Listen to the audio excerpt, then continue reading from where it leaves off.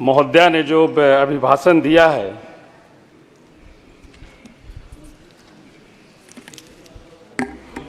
जिसमें केवल कागजों में सरकार का बखान है महोदय, धरातल पर असलियत कुछ और ही है। महोदय, मैं कहना चाहूँगा, अभिभाषण में भारत को विश्व का समाधान का देश बताया गया, जबकि यहाँ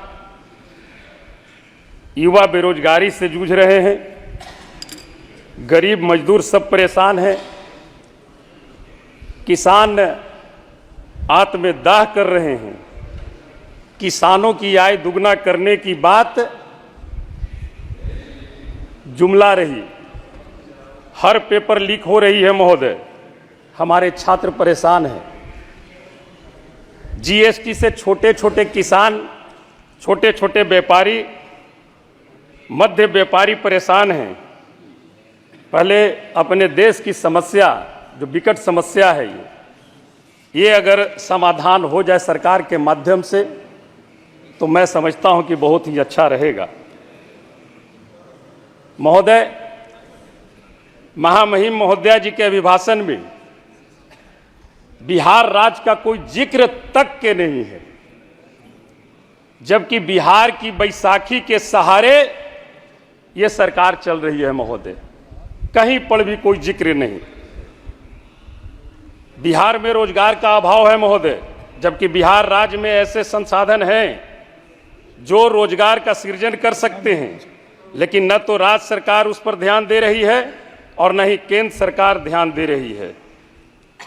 सभापति महोदय, बेरोजगारी से हमारे युवा परेशान हैं, और महोदय मैं धन्यवाद देना चाहता हूं, जब बिहार में महागठबंधन की सरकार 17 महीने चली, तो तेजस्वी प्रसाद यादव जी के प्रयास से 5.5 लाख बिहार में युवाओं को नौकरी देने का काम किया गया था महोदय। और मैं बताना चाहूँगा, एक दिन में एक साथ 2,23,000 समथिंग कुछ युवाओं को एक दिन में नियुक्ति पत्र बांटने का काम बिहार में हुआ था महोदय, महागठबंधन की जब सरकार थी। माननीय सभापति महोदय, मेरा अनुरोध है कि बिहार के हालात को देखते हुए विशेष राज्य का दर्जा देकर आर्थिक पैकेज दिया जाए। हमारे माननीय बिहार के मुख्यमंत्री जी का ये बहुत पुराना मांग है कि बिहार को विशेष राज्य का दर्जा दिया जाए। बहुतों तरह का अभियान चलाए, हस्ताक्षर अभियान, दिल्ली तक के यहाँ मार्च किए। तो मैं तो जरूर कहना चाहूँगा आपके माध्यम से महोदय कि अब देर किस बात की, अब तो आप सरकार में हैं, आपकी सरकार है और आपके बदौलत सरकार है, इसलिए अब तो बिहार को विशेष राज्य का दर्जा मिलने में तनी सा भी देर नहीं लगना चाहिए। बिहार में सिंचाई के पर्याप्त साधन नहीं है महोदय, पीने के पानी के घोर किल्लत है। नल जल योजना जो बिहार सरकार के द्वारा चलाई गई, केंद्र सरकार के द्वारा जो चलाई गई है, वो बिल्कुल ही जीर्ण शीर्ण अवस्था में है। पानी का लेवल हमारे बिहार में और कुछ जिला जो औरंगाबाद पहाड़ी इलाका है, औरंगाबाद है, गया है, सासाराम है, लेवल करीब 200 से 300 फीट नीचे चला गया है। सरकार द्वारा पीने के पानी के लिए एवं सिंचाई हेतु जल संसाधन की नीति नहीं बनाई गई है। कोई नीति बनाती महोदय, जल है तो जीवन है, और जल है तो जीवन है, और सिंचाई अगर होती है, हमारे किसान अगर खुशहाल होंगे तो निश्चित तौर पर हमारा देश खुशहाल होगा महोदय।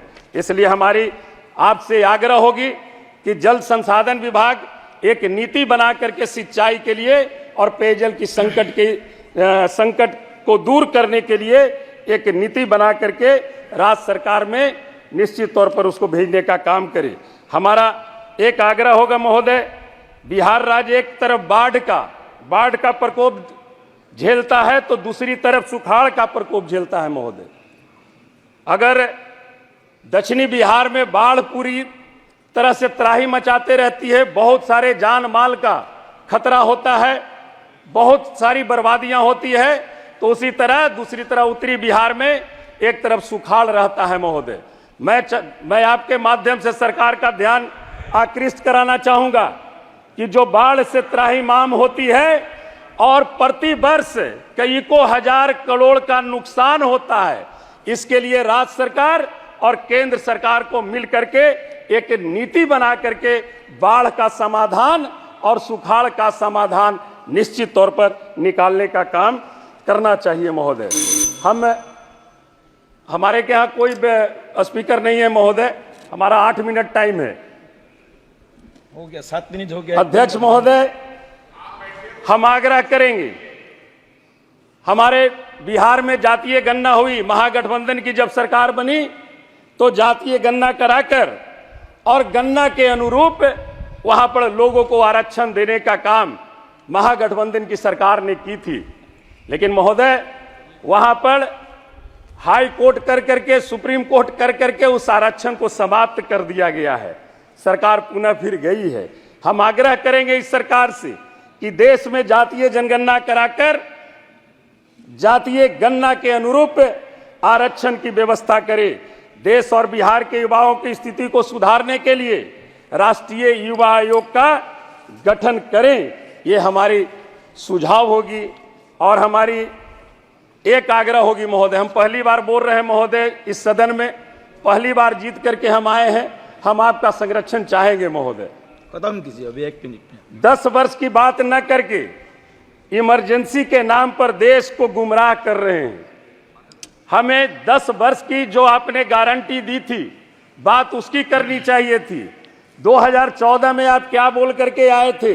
2 करोड़ लोगों को रोजगार देने की बात कहा था, 15-15 लाख रुपया हर एक के खाते में देने की बात कही थी, किसान का आय आपने दुगना करने की बात कही थी। इन बातों पे चर्चा होनी चाहिए। बिहार और देश की जनता को एनडीए से भरोसा निश्चित तौर पर टूटा है महोदय। यही कारण है कि देश ने मोदी जी की गारंटी को नकारने का काम किया है और 370 सीट और 400 पार की जो बात एनडीए करती थी उसे 240 और 300 के नीचे ला करके खड़ा किया है।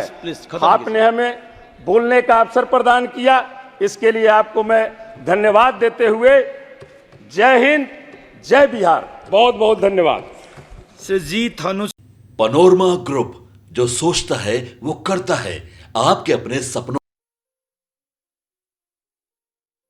ये लो मुंह मीठा करो, आज मैंने अपना जॉब छोड़ दिया, अब हम पूर्णिया वापस जाएंगे। जॉब छोड़ दिया है? मतलब ये घर कैसे चलेगा? हम करेंगे क्या? और माँ बाबूजी क्या बोलेंगे? इसलिए मैं एक और मिठाई का डब्बा लाया, अपने बिजनेस के लिए लोन अप्रूव हो गया। अरे लोन अप्रूव हो गया वो तो ठीक है, लेकिन पूर्णिया में हम रहेंगे कहाँ? अपना घर भी तो नहीं है वहाँ। इसलिए तो एक और मिठाई का डब्बा अलग से लाया हूँ। हमने पूर्णिया में घर ले लिया है, पूर्णिया के ई होम्स पैनोरमा में। पूर्णिया में पैनोरमा ग्रुप लेकर आए हैं ई होम्स पैनोरमा। बड़ा घर, आलीशान जिंदगी और अत्याधुनिक सुविधाओं के संग। अरे अब क्यों मुंह मीठा करवा रही हो? क्योंकि हम घर वापसी जो कर रहे हैं। घर वापसी की खुशी पूर्णिया में ई होम्स पैनोरमा के संग। ई Homes Panorama, luxurious lifestyle redefined.